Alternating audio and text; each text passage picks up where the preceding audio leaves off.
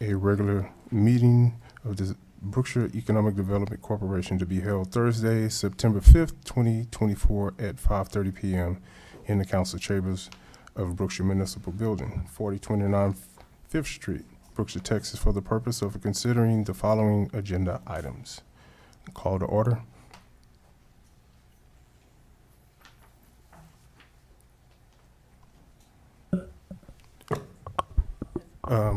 We'll stand and do the prayer and the pledge. We have someone to lead us in the prayer.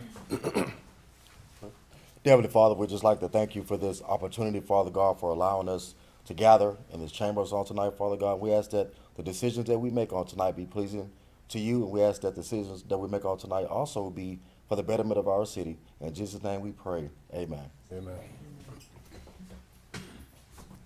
I pledge allegiance to the flag of the United States of America and to the republic for which it stands, one nation, under God, indivisible, with liberty and justice for all.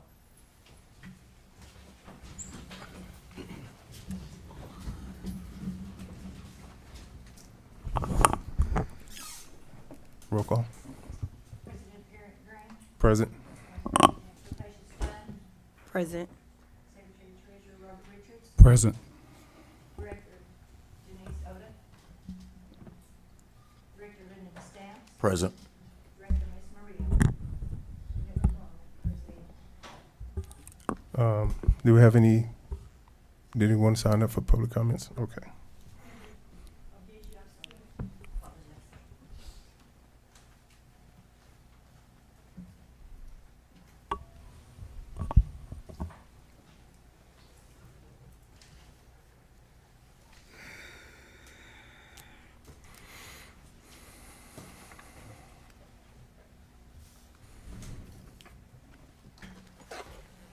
We have Lori McAneely.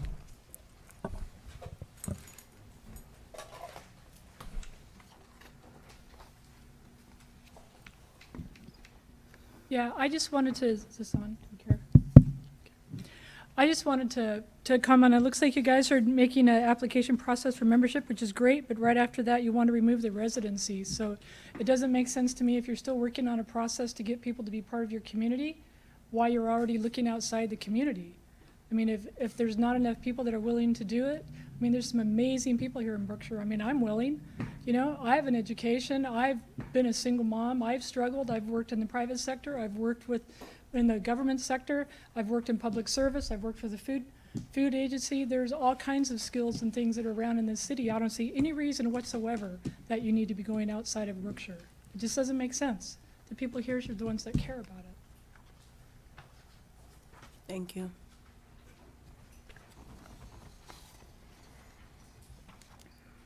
Under agenda item number 6, consent agenda.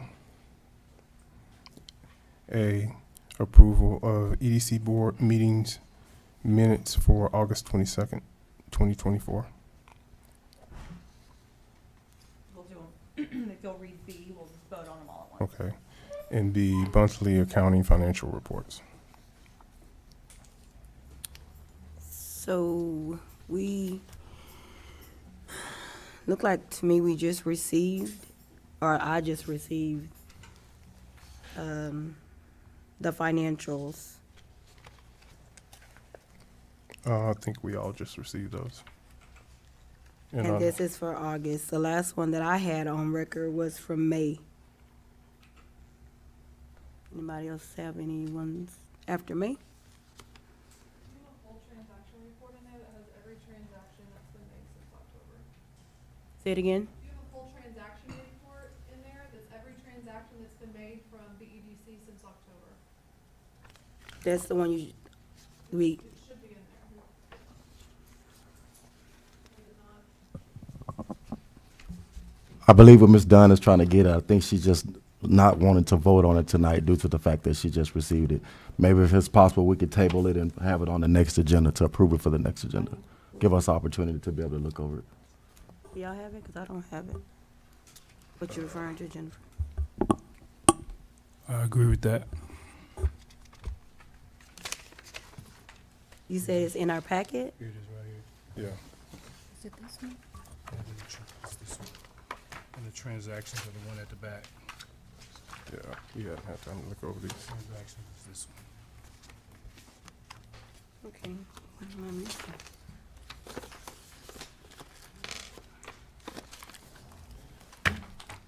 Is that a motion? Yes, I second it. What was the motion? The To table. table for the next agenda. Okay, Give us more time to be able to look over it. okay, why don't y'all just approve the consent agenda without B, Okay. and then we'll bring that one back. That way we're not tabling. I entertain a motion. I make a motion to approve agenda item number 6A only, and we'll table B. Second. Any seconds? Second. All in favor? Aye. I'll abstain because I missed that meeting. Aye. We have one abstention.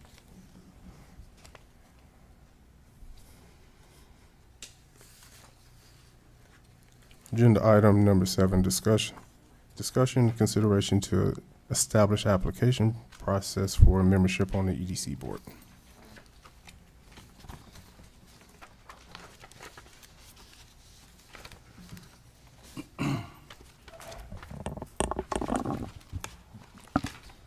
So we can have discussion on this one. I noticed that on the first page, it says, City of Sealy. So is this an example application or a sample or? Yes. Okay. Just clever put that together.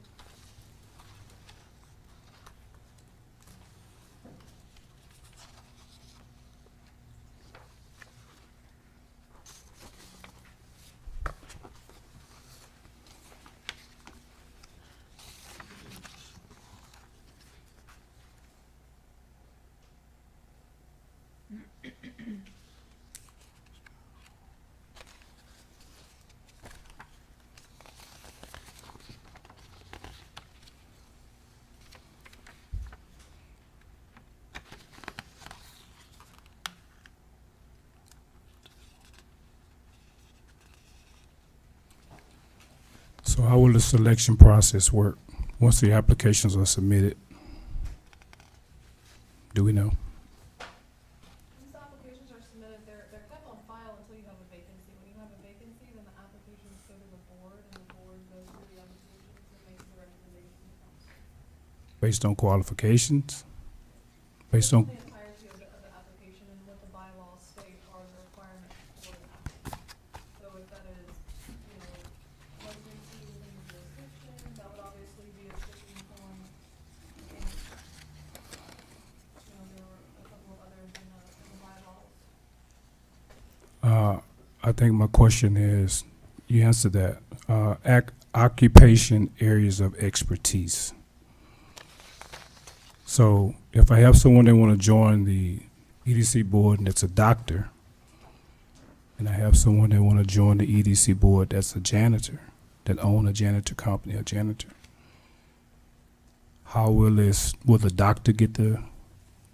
It would be up to the board. Okay. Okay, I just want to make sure that this opportunity is for a broad range of people, and not that we have these criterias on here that will prevent people from joining this board. Okay, that's my opinion on this. When we put skills on here, do you have knowledge and training regarding EDC boards? So if someone wanted to join the board that didn't have knowledge, and someone wanted to join the board that had knowledge of 6 years, would the person that had knowledge of 6 years be more qualified than the one that did not have knowledge? It would be up to y'all. Okay. And you guys can make edits to this. I mean, this is Well, just- we're discussing this one that we have before us right now. And so qualifications would or would not matter depending on what the board would like to do. Is that correct? And what legal obligations will we have with that? The board appoints the members of the EDC. Okay, so no one can come back and say, well, I was a doctor and you hired, someone that's less qualified than me. Correct, So we have total authority on that, right? correct. Okay.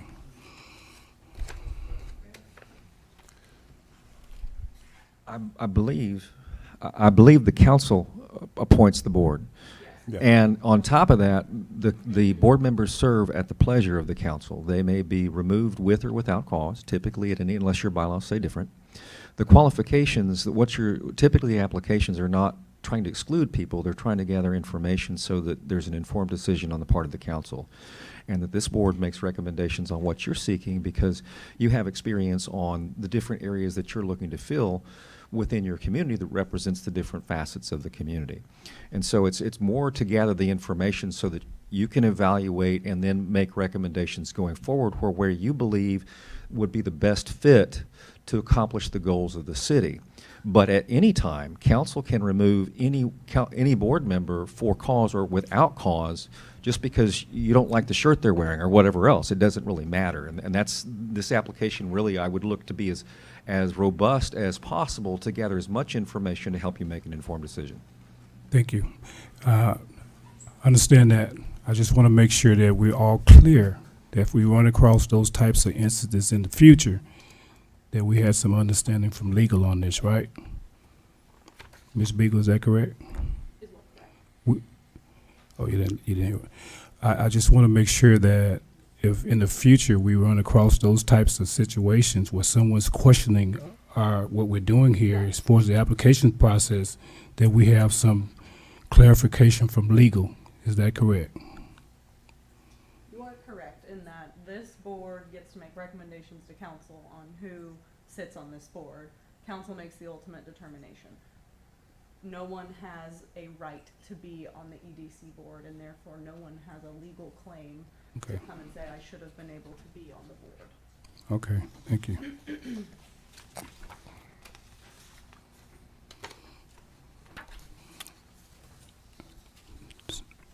The other question I had, did we discuss background checks?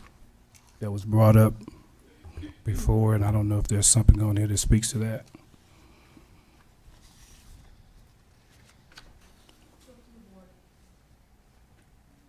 So we can put that on there. I will say Yeah. that a lot of states do require it for anybody who serves on a board or commission. Okay, so if we decide to do that, then there would definitely need to be a criteria, right?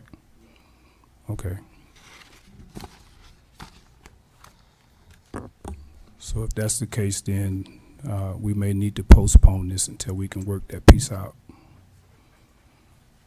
I agree.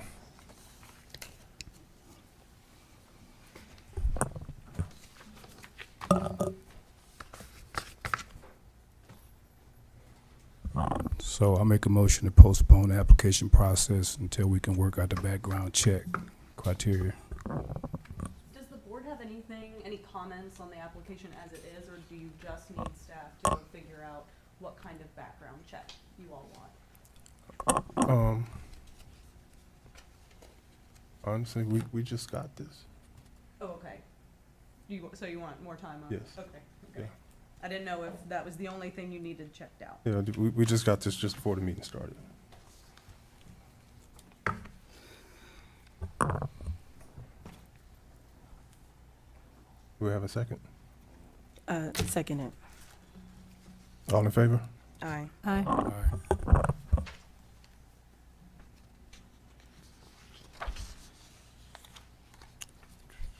Agenda item number 8, discussion and consideration to amend bylaws of the EDC by removing residency requirement for membership on the EDC board.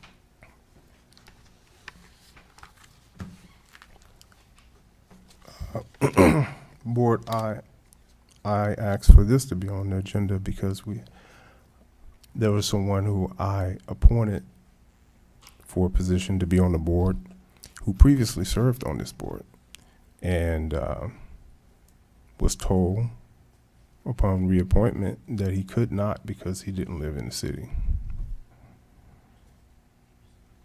And I didn't really understand. Legally, I didn't understand, and because it's the same firm, we still have the same firm, and I wanted more clarification on it. And before we move forward, can you explain? Sure. So,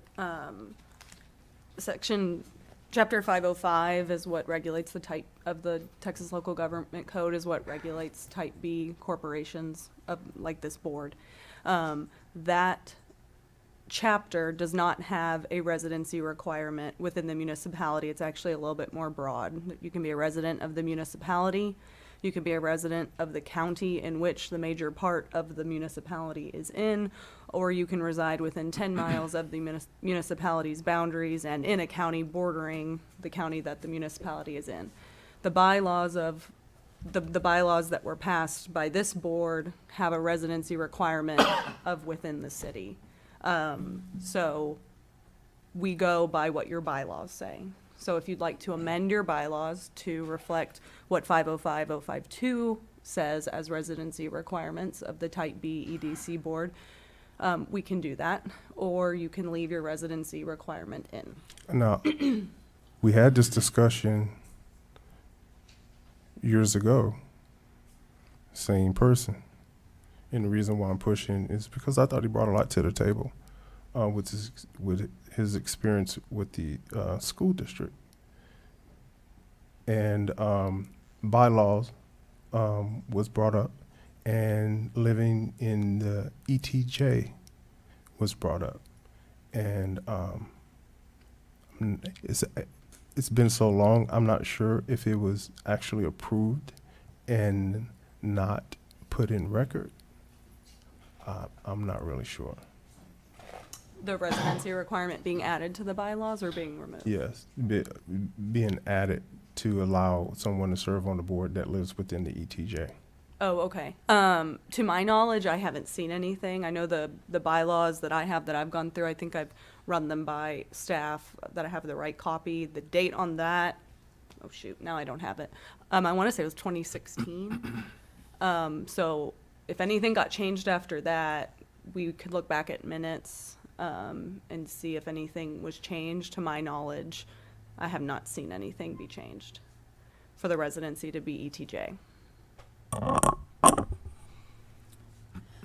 You have anything? Yeah, I have two things. Do you know why the state allowed 10 miles, and also why we're not following with the state? Why our rules are more stringent than the state allow? I do not know why Brookshire went more stringent than the state. And then the reason the state does it, it's actually designated by population size. So cities with more than 20,000 people have to pull their board members from their city. Cities with less than 20,000 people in the city can expand. So presumably the policy behind that is to get more qualified people in these seats from smaller cities. I just don't understand why we're more stringent than the state. Why can't we just follow the state rules and this wouldn't be an issue? Wouldn't be a complaint. We just do what the state says. Now we made our own rules and now there's a problem. But that's just my opinion.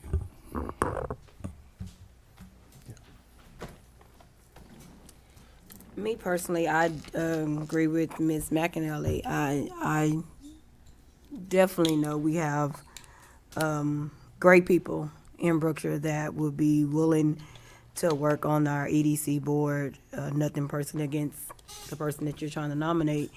I don't see a reason to amend our bylaws to open up when we have roughly 5,000 to 6,000 people here in Brookshire. I'm sure someone locally has a better interest in what's going on in the city of Brookshire. Those are my thoughts. But I think what we're saying here is that it never should have been changed. Like, it had already been like that. Well- It was, I mean, we're, like she stated, we're under the 20,000 population, so we fit the 505 to be able to stay in that exact manner. So I think we should have left it within that manner as it was already presented. Yeah, and some a board passed the bylaws. So, you know, it wasn't you all sitting here, it wasn't any staff or the attorneys that made the decision. It was Yes, a ma'am, board and- that sat here and made Yes, that ma'am, decision. we understand. All right. I definitely understand that. That's just my thoughts. Well, this is a board decision. So I have maybe a suggestion. Have we benchmarked other cities in the surrounding area to see what their EDC board allow? Sealy, Patterson, Katy, Simonton, Brookshire. What did we find out? They're not. They all require their board and commission members to be residents of the city. So they're not following us. Yeah, although, Well, it depends on the their population. side. That's You're true. right, And right. theirs is over 20,000. I think Brookshire is 34,000, if I'm not mistaken, so it would be different for them. But Fulshire has always, even before Fulshire hit 34,000, Mhm. which was 2 years ago, they required all of their members to be inside of the city. Okay.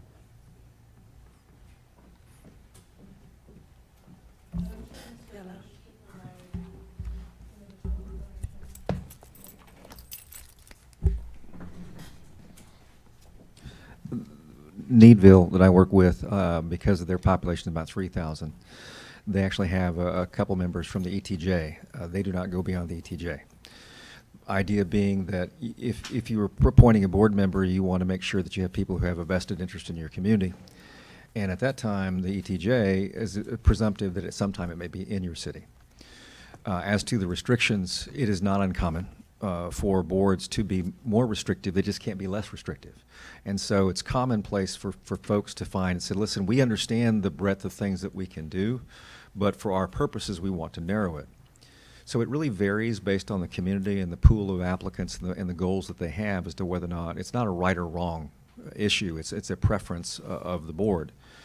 In some places you do have, in some of the smaller communities, you do have a more difficulty, even with a population of 3,000 or 6,000 people.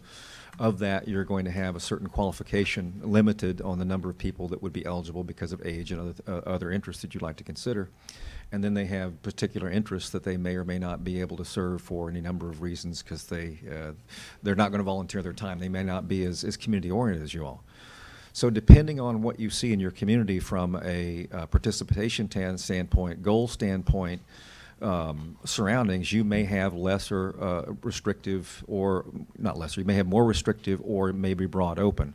In this case, because of the population side, that's what allows you to go beyond the ETJ.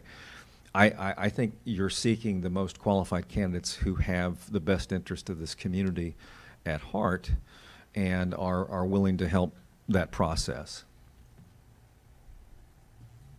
Thank you, sir. Thank you.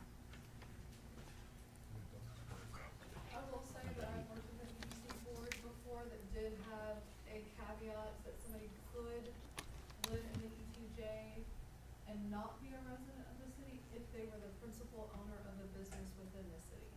So I have seen that before. So to Mr. Esch's point, it's ensuring that the individual does have a vested interest in what's being done.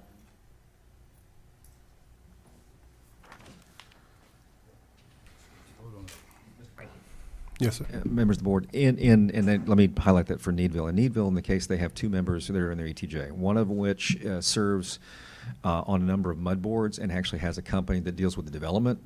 So that individual's experience is dealing with all the developments going on, and they're a fast-growing community, and so that's one aspect. The other is a CEO of a sand company, and so he's also involved in development, in this case, both males. But they're both involved in development, so they know the different aspects that they're involved with and people in the development community, and so their participation is because of their expertise in land development, real estate development, and commercial project development, and that's why they were sought out, being an ETJ. The board has a good mix of individuals of all business sizes, represents all different aspects of the community so that they have a broad spectrum and provide a more cornucopia, a wider view of the city and how to help. Yeah. Thank you. Thank you. Well, I entertain a motion. If I might, before y'all make a motion, you've got a couple options on the table. You can leave it as it is. You can expand to allow ETJ, people live in the ETJ. You could further limit it to people living in the ETJ that own a business within Brookshire, or you could simply expand it all the way to what the local government code allows in Chapter 505. So whoever makes the motion, please be specific as to what change you will want. And reminder, it will be a recommendation for an amendment to the bylaws that will go to council for approval.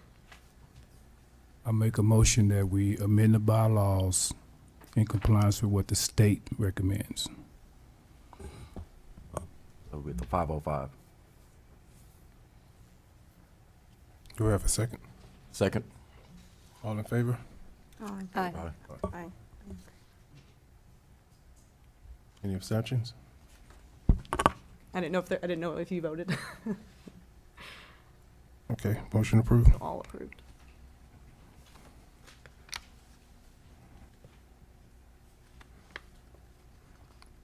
Next agenda item, number 9, coordinators report. I guess that's me. I'm going to coordinate with you. So what I'm going to talk to you about is several things. One, as part of the report on a monthly basis, since you meet on the first Thursday, I'm going to be creating a report format that will be provided to you in your packets with that kind of talks about what's going on in the economy, what's going on in the marketplace, the projects. Projects will have code names. So if we're working on things, and those projects may or may not be things that come to this board, because some of the projects may go to the city. They may be different items. If you're, for example, if you're doing a Chapter 380, that's not something this board deals with. You may be aware of it because it's an economic development project, but it may not be something that this board passes on. But it will go through those elements. We can talk about what's going on in housing, some of the trends that are occurring across, to give the board a flavor of what's going on in the economy, what's going on in the area, what's going on in the community, and then the specific projects. There should also be an update on if there's development happening.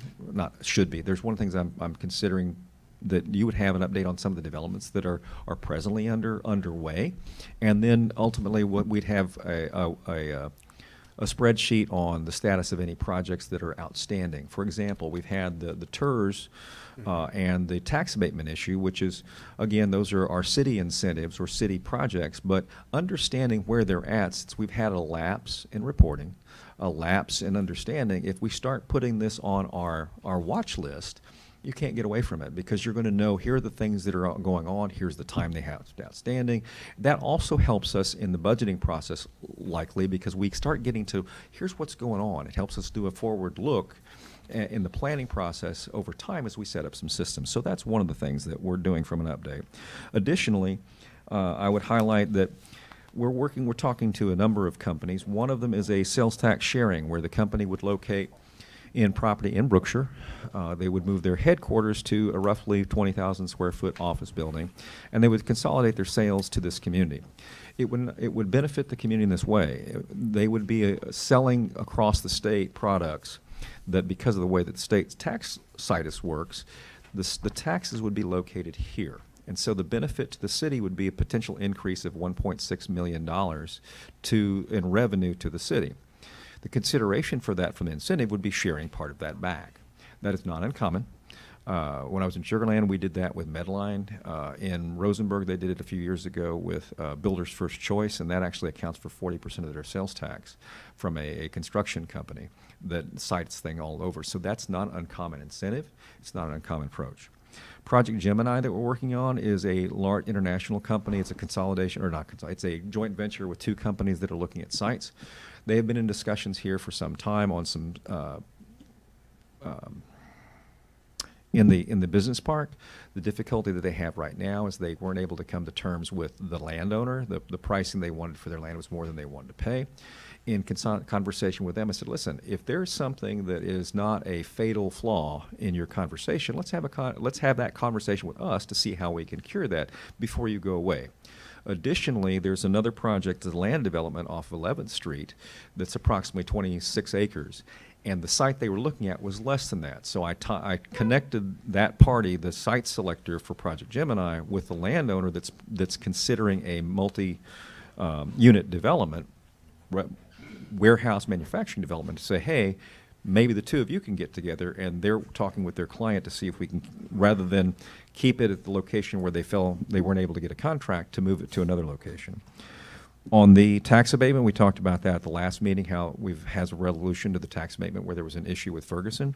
On the TERS, we've had some conversations with the state, have been able to identify roughly 35 different additional documents through different sources that helped to bring us back up to speed. Working with the state, they came back and said, listen, we do not have any record of a TERS in Brookshire. We don't have any annual reports. We don't have, and the list continues. So we have been working internally to develop a list of actions that we need to take to bring the TERS back up in compliance. The idea when working with the state is if the state finds out you have a problem and you haven't brought it to their attention, you can get in some Dutch. But if you say, hey, state, we found we have a problem, and here's how we're going to work this out, we'd like your help, we're not hiding anything. State says, how can we help? So the state has said, listen, this is some of the stuff that we're going to need, and so we're going to have to create some annual report, and that annual report will then bring things up to speed. We're going to have to appoint a board. A board's never appointed. Because the board for this TERS is in a residential area, there are additional requirements to being on the board that are not present if the TERS was in an industrial district. One of those requirements is to make sure that the elected officials, that are governing that edition, the state officials, are appointed to the board for 2 of the seats. We have to go back and revisit with the county. There was a notification if the county doesn't respond within a certain time, if they do respond within a certain time, they can appoint a board member.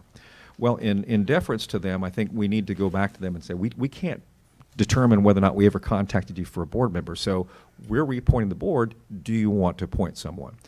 The point of my comments is this. There is a series of steps that we need to go through to bring this TERS back in compliance. We've identified many of those, almost all of them, and we're working through those.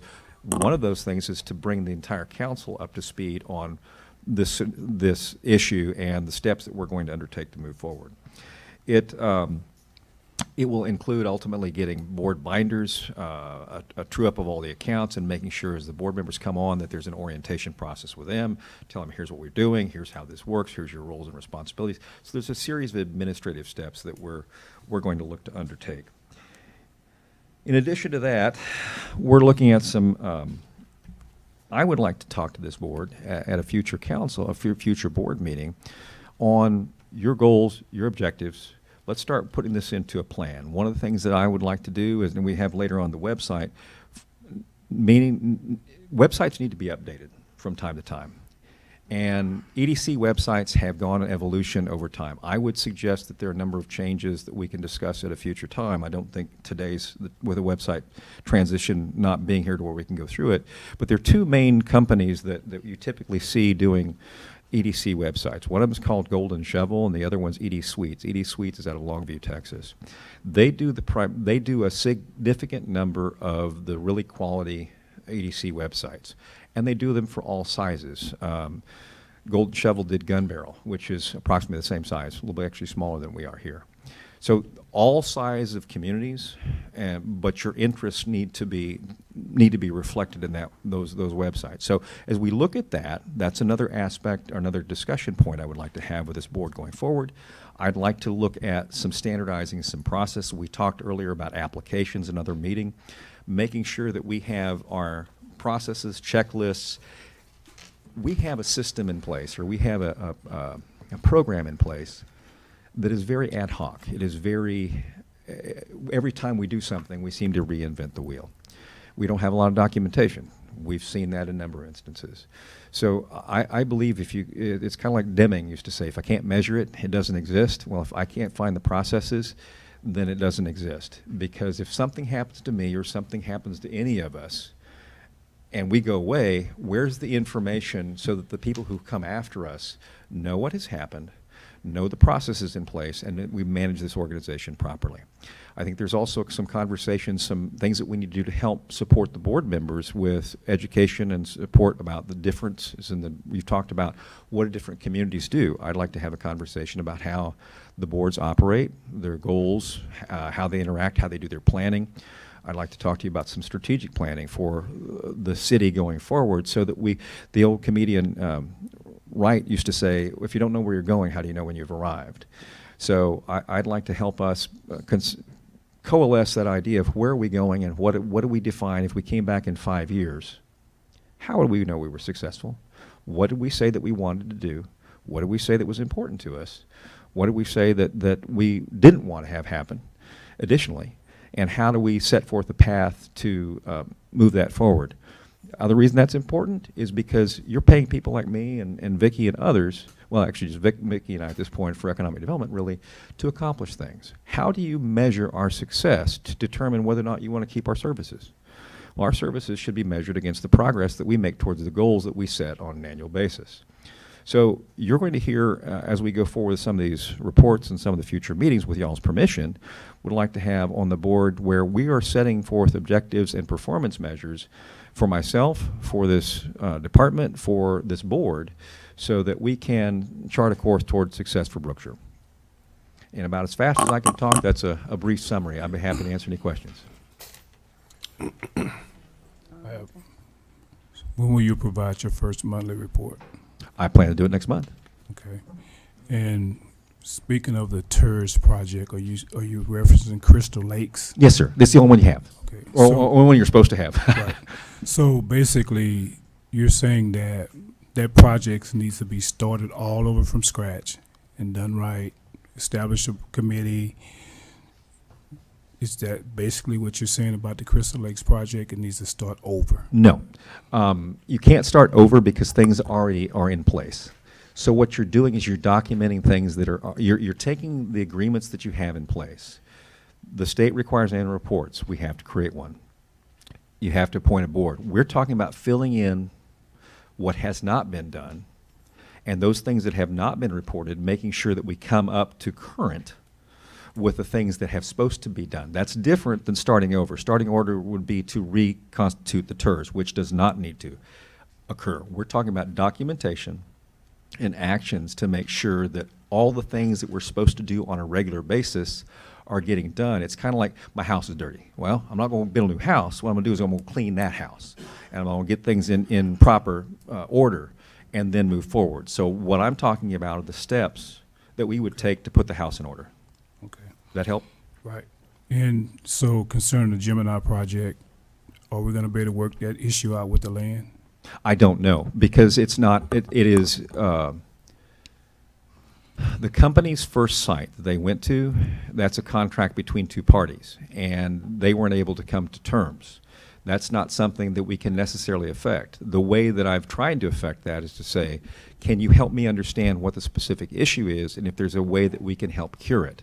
So my approach is to not try to tell you did this right or you did this wrong or whatever, is to say, what can, if our goal in economic development is to help recruit these businesses, and I have an issue, then what are the issues that we need to identify so we can help solve it? Then bring that forward to determine whether or not solving that issue is in our interest. And to give you an example, let's say that their concern was over price, that they wanted to pay $4 a square foot and the landowner wants to charge $12 a square foot. Well, let's say the market value of that property is $6 a square foot. I'm not going to come in here and say, go solve that, because you would be unduly enriching the landowner for what purpose? So it's not all problems that you can solve, you may not want to solve. And so what we're trying to do is get information so that we can make informed decisions about how, if possible, we can solve it and if we want to solve it. Because not everything we should want to do. We don't have any financial interest in that project right now, do we? Financial, not to my knowledge. Okay. Concerning the tax sharing project that you spoke about, how many years would that be if we entertain doing something like that?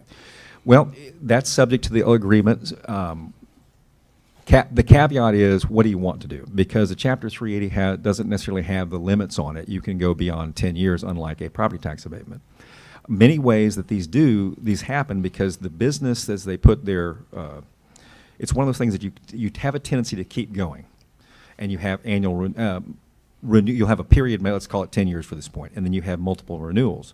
The reason is because if you decide that you don't want to renew it at some point, they could pick that up and go elsewhere. And so you're wanting to keep that in your community. And so typically it's for a longer period of time because they have the ability to relocate and do this again someplace else. So once you've captured them, you want to keep them there. Oh, okay. So you're speaking of a chapter 380? Yes, sir. I know about those. Okay. Thank you. You're most welcome. Appreciate it. Thank you. Thank you, Other folks. question?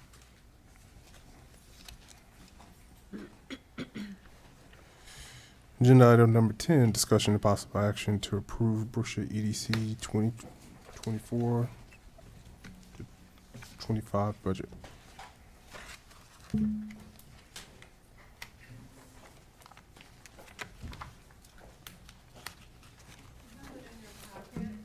a few changes that were made after the meeting last month. Basically, what I did was I pulled a revenue and expense report on the previous year, and I basically encumbered $600,000 of prior year unexpended funds and injected it into the 24-25 budget. So what that allowed us to do was to go in and add additional money to the facilities and infrastructure line, the city parks project line. It allowed me to put money back into legal. For some reason, over the past couple of years, y'all had zero money in legal, but yet we were expensing legal, so that needed to be trued up. And then we were able to move some money into the public mowing, which Mr. Richards said he had some project ideas for public mowing, so we changed that to $57,000. But your budget is pretty straightforward. It's a balanced budget. Just kind of in a quick nutshell, City Park project would be dedicated to the renovation and upgrade of Hovis Park at a price of $350,000. Facility and infrastructure, that would include the 10th Street repaving project. There is some engineering expenses on another line item that is associated with that. But then that also includes the associated cost for renovating the new tax office across the street, and there's some additional money in there for any additional infrastructure or facility projects that you may see fit throughout the year. However, since they aren't identified at this time, we'll just have to have public hearings for those, but we can discuss that and post those appropriately. Previously, we had talked about investing some money in the amphitheater area with some lighting, seating, various park amenities. I was able to move that out of infrastructure and make it a little bit more specific and put it into the downtown improvement line. So you'll see that in 56220. We have $100,000 in there. And $100,000 is a very safe number to put in there because the lighting associated with the actual physical lighting and installation with electrical and working with CenterPoint can be rather expensive.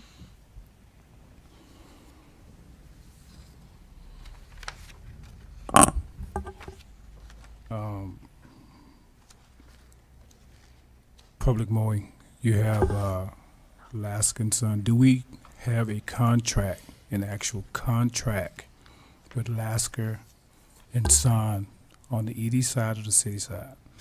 Not a month to month, a contract? No, Okay. it's month to month. Okay. And what services do we currently still have?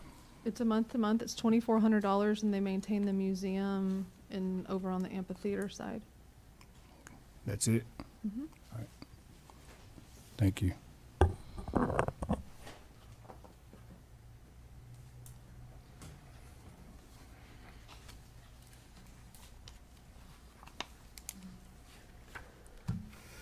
My only question, of course, still is the social media coordinator. I don't know if maybe that is gonna fall under some later agenda items possibly. Okay. Just was wondering. That's all I got. Everything. Vicky, are you wanting them to approve this tonight, or is this just a discussion item? The budget.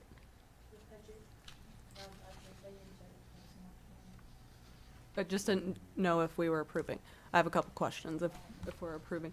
Do we have the projects laid out or We no? do have some, but some of the other ones, like I said, Mr. Richards had made reference to a public mowing project. We don't Okay. have, I don't have anything on that. If we want to approve project, capital P project, expenditures with this budget, we need to have public hearings for it.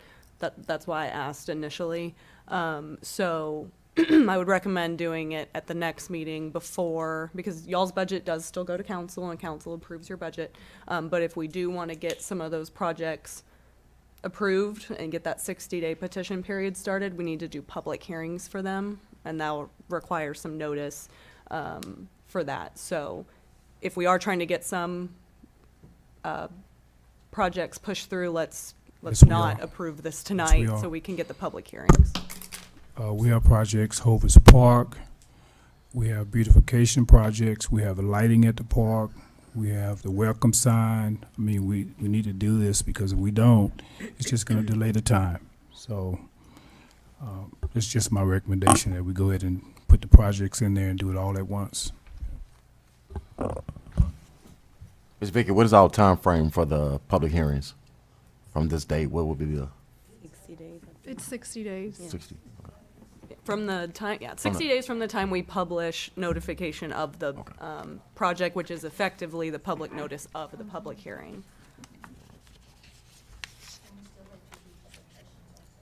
Correct.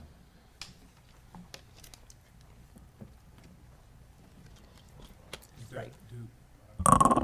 So, procedure-wise, for reporting when the budget's due, finally due and all that, are we any timeline, or do we have time on this for submitting You do, things this so day? because Okay. council has to obviously approve this. It will be folded in with the general budget that council approves, but you'd have to schedule a special meeting if you wanted to change anything in here. I'm talking about your reporting requirements, to state anything like So that. what we've done is we've roughly discussed what our interest areas for the projects are by saying, okay, Hovis Park, we have 350,000. So if you agree with that number, then what we do is we go back, we meet with the contractor, we get the specifications for Hovis Park. That includes fencing, A, B, C, D, whatever. We define it in a project, and that's what we have to post out. No, I mean, are we gonna miss any deadlines, No. state-regulated deadlines by postponing this budget? When is the deadline date? Anything to stay? No. Okay. No, Okay. I believe council's approving the budget the 26th, September 26th, so we need to have y'all's done by that day as well. September 26th. Yes.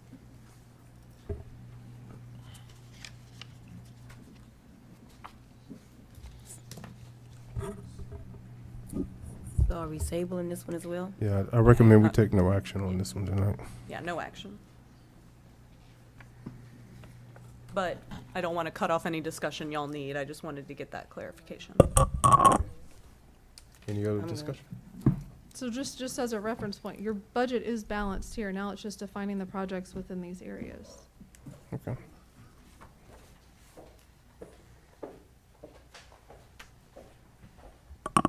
Anything else? You done? Agenda item number 11, discussion and possible action concerning EDC administrative assignments, duties, and responsibilities. I think we're gonna take this, postpone this item. We're gonna take this last. I think we need to do an executive session on it. Yeah. And then we'll come back out for it. So go ahead and go to 12. Okay, the agenda item number 12, discussion and possible action. EDC administrative cell phone, that should be, Roll it. Oh, okay. What, oh, yeah. So 13, I guess. yeah. Just agenda item number 13, discussion and possible action to determine the current Brookshire EDC website to be placed with the purpose of this City of Brookshire website.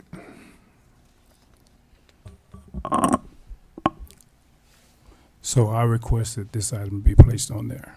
And the current EDC website, if we haven't switched over to Brookshire website yet, has been there quite a long time. A lot of our residents and business owners are familiar with that website. It has a personal feel when you go on there. It's more inviting. If you go view the current website and you look at the proposed city website, you can see totally the difference. I'm not against going to a city website. I only ask that before we just switch over to anything, new website, give some consideration into what we have already. Because I've attended several seminars, HGAC funding, Texas 2-step seminars about EDC and funding for businesses. Some of those links need to go from our EDC website and link into those different entities, so the business owners would know that there's opportunities out there for grant money and all different types of things that can help support the businesses in the city. So I would say that before we just move the EDC website to a new website, that someone get together and coordinate this move. Look at both websites and make an educated decision on what we should do, and not just turn the old one off.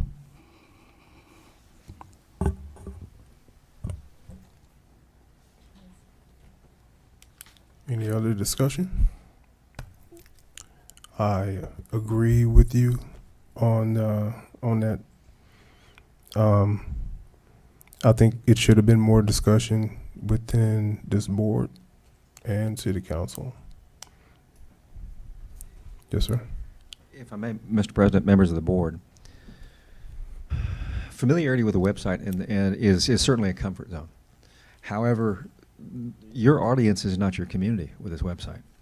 You're not your only audience. It is one of your audiences. Your audience is also the people that you're looking to recruit here and the information they need to make an informed decision. So I would suggest to you, from the different ones that I have viewed elsewhere, the ones I've been involved with, that there are a number of things that we can do to improve. We also always look to improve things. I think the only thing you're looking at is changing hosting, because you've had some issues with the place it was hosted, which is a different issue than what your website looks like. Any website, no matter how fond of it you are, gets stale and people stop looking for some of the information, or they go to one place and they don't see the other things that you want them to see. So you need to refresh your website about every 5 years anyhow. On top of that, your website needs to be focused on what are the things that you want people, define what your goals are. Again, define what success is. What are the things that you're looking to accomplish? If we're looking to accomplish making sure that the businesses in this community or elsewhere are looking for grant opportunities, then that gets into funding. And so you deal with that from a state level, from a federal level, on your incentives and your grants, and then your local level, that's under incentives. About the community is another area. Site selection. The site selection that you have right now is very cumbersome. Vicki does a great job of putting it in. However, that process should be automated. There are CoStar, there is LoopNet, there are a whole bunch of sources out there that already have properties listed. And LoopNet allows you to list without having to spend a cost, where CoStar doesn't. And if you have that automated, it's a searchable database that you don't have. It's just a link. They call them widgets. Basically, it's a module that plugs in, and you have different things that you can do with the ED's websites to provide information on your workforce, on the housing, on the sites that are available. You name it, all of that's out there. So I agree with you, Member Richards, that we need to take a look at what we have and don't just make haphazard changes, but we need to be thoughtful to make sure that we don't just keep what we have because we're comfortable with it, because it may no longer meet our needs. So I'm suggesting that all three of these items, from the cell phone to the computer, needs to be part of a thoughtful effort, so that we're not just taking this and saying, oh, let's do this now. That gets back to that, what's success and what's our plan, and let's be thoughtful. And then have conversations where we have a workshop on it, and we're bringing forth what I want to do is bring forth good recommendations to you and have a robust conversation. Excuse me. Thank you. Thank you.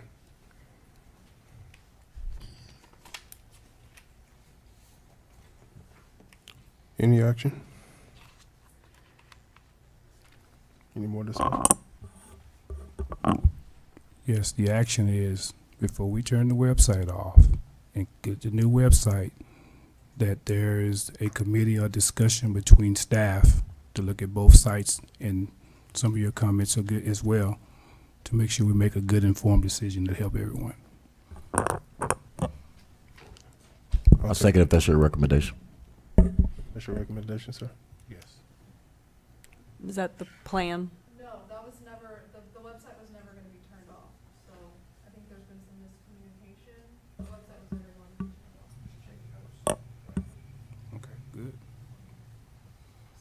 I would say they've heard you, they know what direction you want them to go, and so you don't need a motion for it.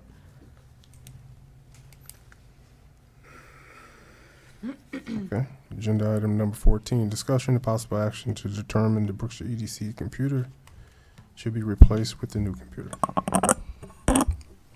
I asked for this item to go on there. The computer, economic development computer, needs to be preserved. If we are going to replace it with a new computer, that's fine. But the old computer, the hard drive, need to be preserved. No one needs to tamper with that computer. If it's removed, it need to be stored in a secured place for internal reasons.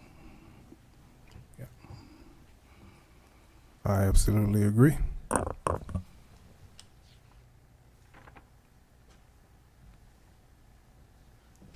Yeah, that would happen because we have retention records laws, so No. we'll ensure that happens. No, I don't mean retention records. I mean, we should not have a company go in and tamper with that computer. We shouldn't have anybody to tap into it and do anything with that computer until it's authorized to do so, Yeah. okay? What would happen? What's our process? That might be an Erica question, but I don't see her. I expected Mr. Richards on Friday that the intent was never to do anything with the hard drive, it was to copy what's on it and put it on a new computer, but if they want to keep the old computer that they did not getting the computer, we can certainly do that. Yes, I want to see that computer stay intact, not touched. However, was never not going to be intact. We were just offering to get her a new computer because she says she's had issues with it. She didn't remember the last time her computer was updated. So we were trying to give her an updated computer where they would copy what's on her hard drive, put it on the new computer. The previous hard drive goes into a secure storage with the other previous hard drives that we have. They're not tampered with. But if you would like us to give her a new computer, we can keep that computer. Is that okay with you, Vicky? Would you like to keep the computer for until, I mean, it's your choice. Okay, and, yeah. Computer is. How old is her computer? How many years have you had the computer?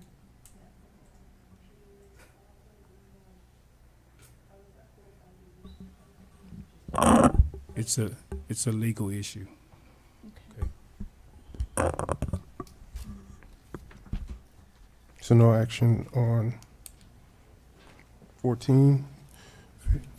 If I may, I'm sorry, I'm commenting a lot of stuff, but one of the things I would suggest to you is that you typically have your IT policies that should be driving most of these items, to where there's a setup. Ultimately, you should be in a position to where there's a replacement schedule. Things are kept in, not on a hard drive, but things are stored on a network drive, because if that hard drive that goes down, then you lose the records as well. The local hard drives, typically in most cities and most economic development departments, you have not necessarily a cloud-based system, but you have a server that handles all your documents, and you don't save things on the hard drive for the main reason that you're a public entity. You need to be able to have access to those public records for the record retention process. And so there should be protocols in place for how you purchase computers, set them up, how they're transferred. All of those things are typically done through a IT process. That also, to get to Board Member Richards' point, that there is not the loss of information through some, whether intentional or unintentional act. And so I would look toward all of these things need to be put in place so that you're not having to ask what's happening to that computer, because there are systems, there are processes and procedures in place that give you comfort that this is going on a regular basis. Pardon me. Thank you.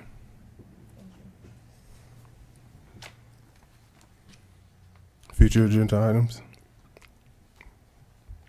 Do we have any future agenda items? Not at this moment.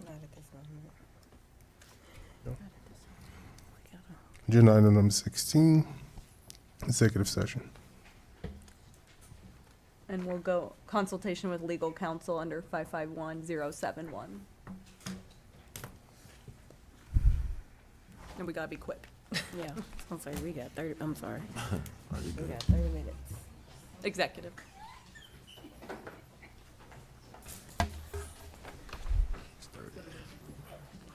Y'all ain't gonna do y'all budget thing for sure. Why did y'all do that? How did y'all think we was gonna have a 30-minute meeting? With 9 things on it. I used to work, I did not gonna have it at all. Also have your local drive where you can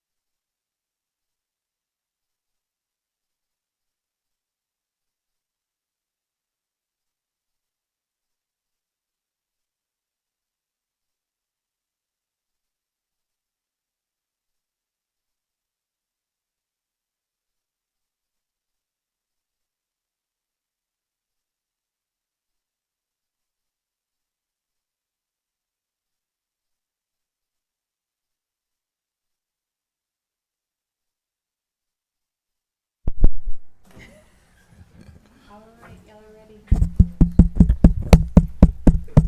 Agenda item number 17. Make a motion that we adjourn. I second. All in favor? Aye.